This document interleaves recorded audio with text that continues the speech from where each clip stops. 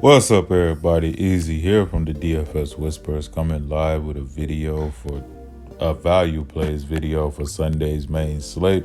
Hopefully, everybody's ready for week 5. Our showdown video is already up. Go ahead, check that out for tomorrow. Lots of good, interesting plays on that video. Let's start week 5 out with a bang, but I got to get y'all some value for the weekend. So let's go ahead, get the homework out the way. Please like, comment, subscribe, and share. Hit that bell icon so you can get all our content as soon as it drops. Shout out to Draft Dashboard, the tool you see right here. My favorite tool to use. They sponsor a $20 giveaway on our channel. All you got to do is just get the homework out the way. Once you like, subscribe, and then just comment your favorite player on the slate every week on our Monday Night Football video, we draw the winner. Draft Dashboard is a great DFS tool, my only tool of choice, the only tool that I use the most, whenever I'm building my lineups. You got the position, you got the, let me go ahead and show you the menu like per usual. Top players of this week. You got the position optimizer that you're looking at right here that breaks down all the positions down to a T, from the rushes, targets, last 3 games, projected points, the salary differences between the sites. You got the Vegas totals right down there, right under the projected ownership, You got the DVP and dash ranking that gives you a scale of 1 to 100, how good of a spot the player's in. Then you got the sleepers and studs. You got the player trends that break down the top Russian monsters, target monsters, player production, salary differences so you can gauge your values between sites. You also got the player performances so you can kind of gauge who's ready for a smash game and who's kind of ready for a dud game based off of their trends. Then you got the lineup optimizer, that spits out all the fire lineups that I'll be using. At the end of every main video, I optimize a free lineup. Got 2 free lineups for each site on our last video for what's it called again, the showdown, and we'll be optimizing a lineup on our final look video, which will be out on Friday, most likely. Excuse me. And then you got the mass lineup generator as well, and the late swap optimizer for those of you that like the max multi-enter. Then you got the NFL cheat sheet for those of you that don't know how to do research, don't want to do research, or just don't have time to do research. NFL cheat sheet is here to save your life from the top locks of the slate, top value, top mid-range, top studs. You got them all right there. You get our custom player pool as well, where you can find that in your watch players column. Just tap that, and then tap the Watch DFS Whisperers box that you'll see on your top right. And all our custom players will come into your watch players as well. So you get all the players that we're really looking at and using to build our lineups. And that's for every single sport. Like I said, NHL is on right now. I've been using Draft Dashboard to make all my opening night lineups, man, and they're doing well so far. MLB is still going for the playoffs. NBA preseason will be up soon. I will be doing videos for NBA preseason as well, just gathering as much information as I can, because as we all know, in preseason, you have to know who's going to be on the court for the longest to get an edge over everybody else. And you get all of that, our custom player pool, the whole 9 for $1 for your first 30 days if you click the link down below. So let's go ahead, man. Oh, shout out to my boys, DFS Space and Gabriel Skywalker, DFS Club. Check us out, dfsclub.com. And if you want to join our Slack chat where we chop it up, give out that fire and also just have fun, then, hit us up, Twitter, DFS Whisperers, Instagram, the DFS Whisperers, or just email us. Our email is in the bio. Or if you just want us to advertise for you as well, you can just hit us up through our email. Let's get into it now. Kirk Cousins. Now, Kirk Cousins has been horrible this year. As you can see, last 3 games, 12, 13, and an 8. Just not throwing the ball enough. But as you all know, probably all over the headlines everywhere, Kirk Cousins, has to throw the ball. This is a spot where, he just has to throw the ball because Adam Thielen is pissed. There's a lot of speculation that Stephon Diggs is requesting for a trade. That's been the news all over.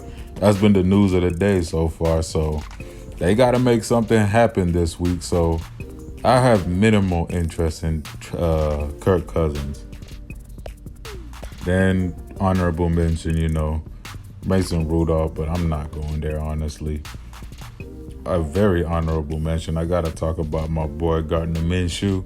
As y'all know, I always like rostering him. If you want anywhere from 16 to 18, possibly 20 fantasy points, even though I don't think he's broken 20 yet this year. Nope, hasn't broken 20 yet, but Gardner Minshew is always a nice little value right there. His price is significantly up from the start, though, at 5,300, but I still like him.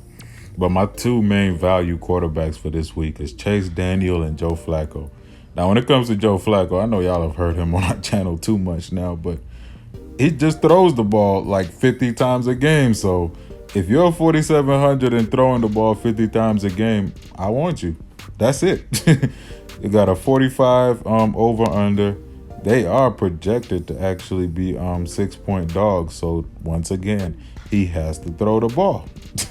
At 6.5 dogs, he has to just throw the ball again, which makes him at 4,700 valuable. And like I said, all you need is that 17, and then he can occasionally have that 26. LA Chargers, they haven't, their defense has not been living up to their standards so far. But that's an interesting play I'll get into as well when we go to defenses. But like with Joe Flacco, man, if he's gonna be throwing the ball a lot, you just gotta go there if you need salary relief at quarterback. He plays 100% of the snaps, 55 touches the ball 55% of the time. So he's either throwing on that rare rush attempt or two that he'll have for 55% of the time.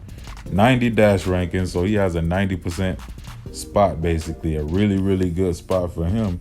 I could consider it. Now on to a guy who has 100 out of 100 on Draft Dashboard, 100 dash ranking, going against, of course, the Oakland Raiders. Without Vontaze Burfict, you got Chase Daniel, whom I think is a way better thrower than Mitchell Trubisky. I can definitely go to Chase Daniel in this spot. Now, this is one of those plays where if you have to and need salary relief at quarterback, then you can go to Chase Daniel. I'll have him in a couple lineups just for the hell of it, but it's not a necessity. But Chase Daniels is in a good spot. He could connect with Allen Robinson. He's a better thrower than Mitchell Trubisky, so he can activate some of these big play receivers. And I also got another very cheap receiver whom you could just absolutely homer it if you want to pay. If you want to pay up everywhere and pair him with Chase Daniels. But we'll get to that soon once I hit wide receivers. But I really like the spot for Chase Daniels. If you need the value at quarterback, I'll take him. Let's go ahead and move on to wide receiver. Not wide receiver, man. Running back. What am I talking about? I know running back, I got a few. All right. My boy from Atlanta, Devontae Freeman. Now, he's kind of starting to get back to the Devontae Freeman that we know. 18, 13, and a 9. Got 9 targets last game. That helped out a lot. 4 and 4 targets in the other 2 games. So he's decently involved in the pass game. Had 12 rushes, 16 and 11 so far. At 5,300 now, this is a just complete, I'm an Atlanta fan play, but I can see in ways where Devontae Freeman has success in this matchup. Mainly just like he did against Tennessee, where Matt Ryan will be forced to throw a bunch of dump-offs to him. Well, not really forced, but, in certain situations, he will have to throw that small little dump-off to Devontae Freeman. He can still be out there even if we're throwing, as Atlanta are predicted to be 5-point dogs right now in Houston with a 49 over-under, which is a very high over-under. I could definitely look at Devontae Freeman in this spot. He plays 65% of the snaps, 37, and then touches the ball 37% of the time. About 5 targets a game and 11 rushes. All those numbers will be going up. And I believe Ito Smith may be a little banged up as well. Up next, David Montgomery. Now I believe he's my favorite. He's my favorite value running back right now at 5,200. As you can see, last game, 21 rushes, 13 and 18 rushes. Hasn't really done anything amazing so far DFS wise, but the spot doesn't get any better to do it here than against Oakland. Now I know you could say Marlon Mack didn't do much against Oakland, but he got hurt as well. You got to remember that.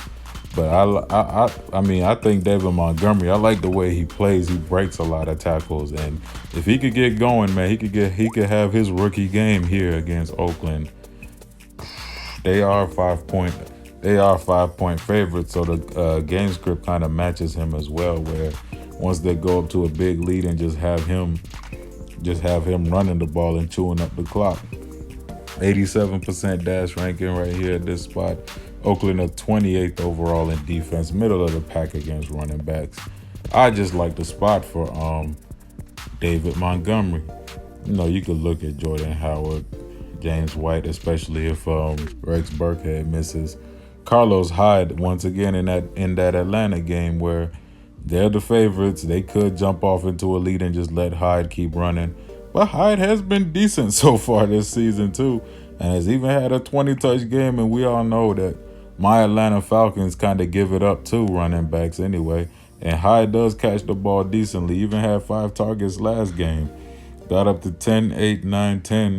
Nothing pretty, but hey, in a matchup against a team that gives up a lot to running backs, he could easily have a ceiling game or just a 15 to 18 type game. That's all you need from him. Up next, let's see, do I have anybody else? Yeah, just tabbed in Jalen Samuels as an honorable mention since, out of nowhere he's back alive and playing wildcat formations and stuff. But I probably won't go to Jalen Samuels in this matchup, but he's an intriguing option if you think he gets as involved as he was last game. And let's see, that's it for my running back values.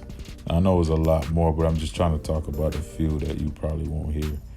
Now let's go ahead and go to wide receiver. Philip Dorsett, and then just another disclaimer as well. I just couldn't find Golden Tate earlier, but I really like Golden Tate. He's coming in super cheap on both sites. He's the bare minimum on Fanduel, so I will be having a lot of Golden Tate on Fanduel. And I believe he's like 4,600 on DK. So I am very, very interested in Golden Tate. Now here we got Philip Dorsett. Absolutely love him against Washington. Also, Josh Norman is banged up, which means their defense just gets worse. And Philip Dorsett and these big play speedster type players, I love rostering them against Washington because Washington give it up to these type of players. They give up the most air yards. And as you can see, Dorsett has already had 2 big games this year. And if you follow his patterns, just look at it, 26-7, 19-4. So if you want to have that little pattern narrative, he's due for another, 19 to almost 30 game. Now, in DFS, you got to pay attention to all that little stuff. I don't care how multiple people or others or higher, I don't even know what term to use, but there's a lot of people that talk down on narratives, but narratives are very much alive in sports. I love the spot for Dorsett. Brady will come to bounce back against this team. Brady threw no touchdowns and 143 yards, I believe, against Buffalo. So I definitely like New England in this spot. I love Dorsett. And then I'm going to talk more about Josh Gordon in our final look video. Who is up next? There's a lot of value in wide receiver. Calvin Ridley. 2 subpar games back-to-back. I think this is a great bounce-back spot for Calvin Ridley at a very nice buy-low price. As you can see, had 2 nice games to start the season and absolutely crapped the bed in the last 2 games. Houston are 19th against wide receivers, middle of the pack overall defense. The spot isn't as great for Calvin Ridley, but it's a mess spot for him. I like him, though. I like him a lot. We're going to be dogs, so Matt Ryan is forced to throw the ball a lot. I think Ridley can find the end zone in this game. Also, plays 73% of the snaps, touches the ball 11% of the time, gets about 6 targets a game. Not bad at all. I keep mistaken. Let's see here. Javon Wims. Now, he's another player I was talking about, especially if I believe Taylor Gabriel, well, he just went up on the depth charts, but I think Taylor Gabriel, if he misses this game, or it was another wide receiver, I'm drawing blanks right now, but Javon Wims, he's an interesting play here. Against Oakland, he has big play potential.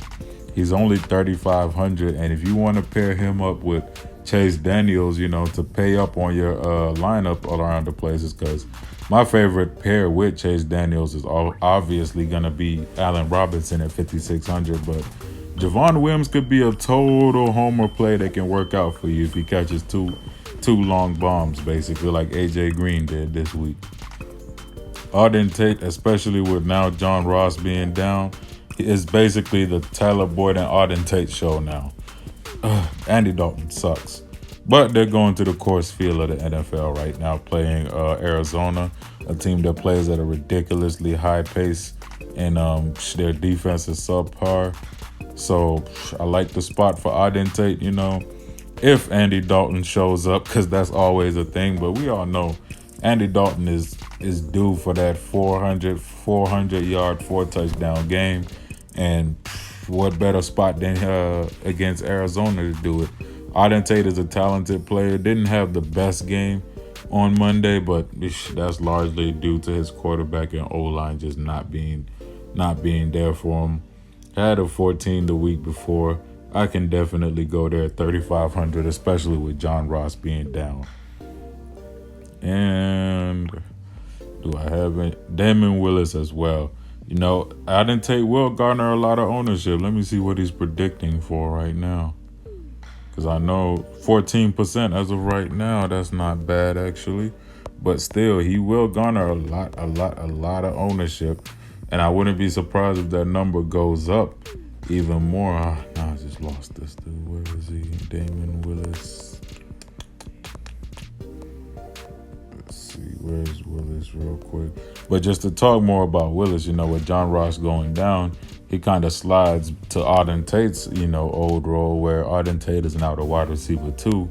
And he'll probably be the wide receiver 3, alternating with Alex Dicker.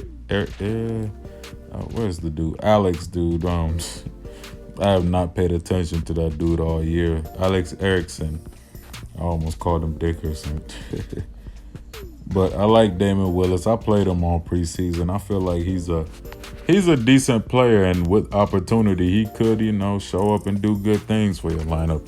At the bare minimum, he opens up a lot when it comes to salary-wise. And also another player I'll be looking out for, I can't remember if I marked him right here, Jeremy Davis. If Travis Benjamin or Mike Williams sit, he's an interesting play. Him or, because Dontrell Inman is already on the IR, so him or Andre Patton could be interesting plays on this slate as well. Now let's go to tight end, where I really only got 2 value plays that I'm really looking at here at tight end. And that's, where is he? There they are. Dawson Knox and Noah Fant. Now, like I said with Joe Flacco, he's going to throw the ball a lot. And he will look for Noah Fant in the end zone. 11, 6, and 7 in his last 4. 4, 3, 4 targets. Not bad at all for a $2,800 tight end in a matchup that's good. LA Chargers do kind of give it up to tight ends. They're 26th right now against tight ends in the middle of the pack defense. 95 dash ranking. The spot doesn't get better for Noah Fant. And also another tight end in a really good spot, projecting for no ownership, is Dawson Knox. Had 3, 4, 4 targets, 9 and 17 in the last 2 games. Now, I know Josh Allen is currently questionable with the in concussion protocol as well. But I can trust Matt Barkley, and I think, backup quarterbacks love to target the tight ends as well.